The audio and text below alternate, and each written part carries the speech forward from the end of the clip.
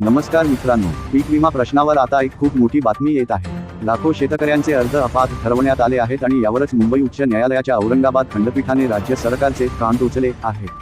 हिंगोली जिल्ह्यात जवळपास 5,12,000 शेतकऱ्यांनी विमा भरला होता, पण त्यातील फक्त 1,54,000 शेतकरीच पात्र ठरवले गेले. म्हणजेच बाकी लाखो शेतकऱ्यांचे अर्ज कोणत्याही सूचनेविना नामंजूर करण्यात आले. कोर्टाने आता सरकारला जाब विचारला आहे की हे अर्ज अपात्र का केले, त्याची कारणे शेतकऱ्यांना कळवली होती का, आणि विमा कंपनीने 25% अग्रिम ॲडव्हान्स विमा का दिला नाही. हायकोर्टाने सरकार आणि विमा कंपनीकडे 8 मे पर्यंत शपथ ॲफिडेव्हिट मागितले आहे. कोर्टाचे स्पष्ट म्हणणे आहे की सुरुवातीला सरकार शेतकऱ्यांच्या बाजूने होते, मग अचानक दिल्लीच्या समितीसमोर त्यांनी भूमिका का बदलली. हा शेतकऱ्यांसोबत होणारा अन्याय तर नाही ना. तर मित्रांनो, 8 मेला होणाऱ्या सुनावणीत नक्की काय होईल याकडे आता सर्वांचे लक्ष लागून आहे.